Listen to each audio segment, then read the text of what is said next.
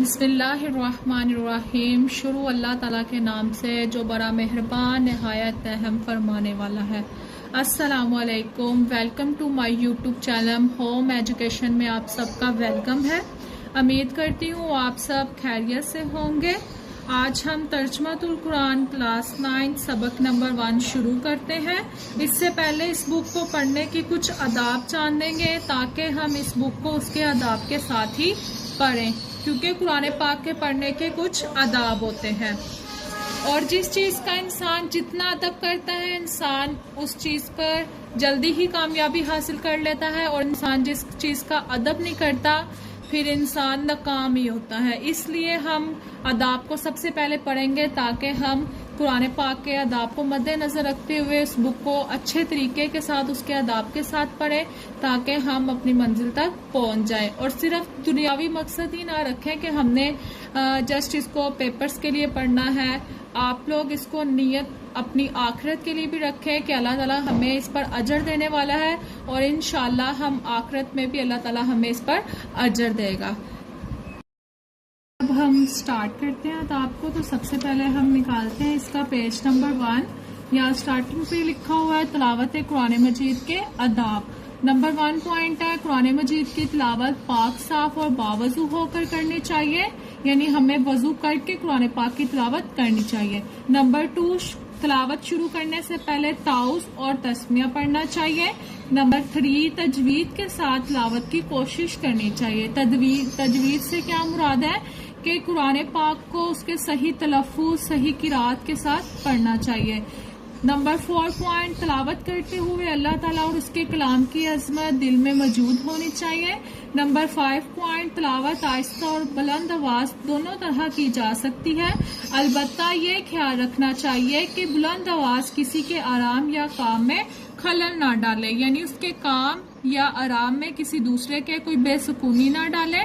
Number 6 point, सजदा तिलावत वाली आयात पर सजदा करना चाहिए।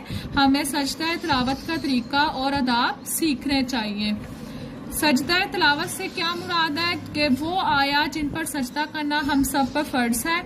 जैसा कि आप सब भी जानते होंगे, जो नहीं जानते कि कुरान पाक में टोटल 14 आयत है जिन पर सजदा आयत सजदा है। नंबर 7 पॉइंट, जब कुरान मजीद की तिलावत की जा रही हो तो उसे खामोशी और तवज्जो से सुनना चाहिए। नंबर 8, कुरान मजीद के तर्जमे के मुतालिया के वक्त खूब गौर फिक्र करना चाहिए। अब यहाँ पे मुतालिया वर्ड से क्या मुराद है? मुतालिया कहते हैं किसी चीज़ के पढ़ने के अमल को। अब जब भी कुरान मजीद का तर्जुमा हम पढ़ें तो हमें उसमें खूब गौर फिक्र करना चाहिए ताकि आयात का मफहूम अच्छी तरह ज़हन नशीन हो जाए।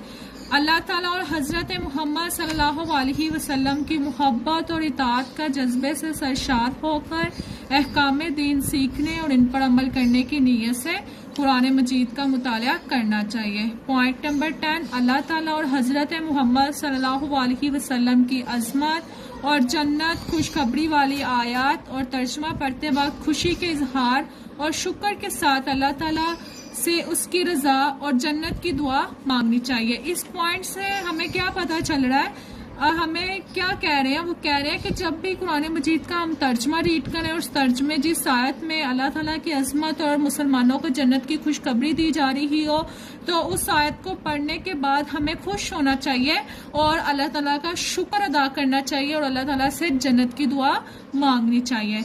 नेक्स्ट 11 पॉइंट, अल्लाह ताला के गज़ब और जहन्नम और इसके अज़ाब वाली आयत और तर्जुमा पढ़ते वक्त अल्लाह ताला का खौफ रखते हुए जहन्नम के अज़ाब और अल्लाह ताला के गज़ब से बचने की दुआ मांगनी चाहिए। यानी अल्लाह ताला का गज़ब,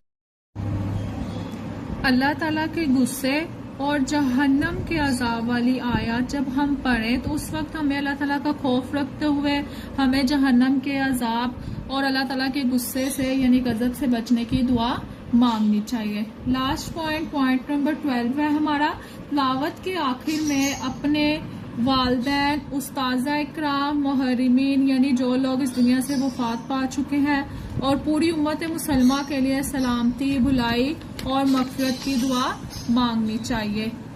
उम्मीद करती हूँ आज जो भी हमने तिलावत कुरान पाक पढ़े हैं ये आपको अच्छे से समझ आ गए होंगे। تو آپ سب نے مجھے کمنٹس میں ضرور بتانا ہے کہ آپ سب کو اچھے سے سمجھ آئے ہیں.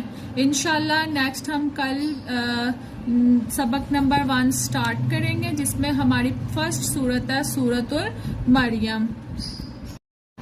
آپ سب اپنا بہت خیال رکھیے گا اور مجھے لاسٹ میں کمنٹ میں بتائیے گا آپ سب کو ہمارا قرآن پاک کے آداب سمجھ میں آئے ہیں، اور دعاؤں میں بہت زیادہ یاد رکھیے گا.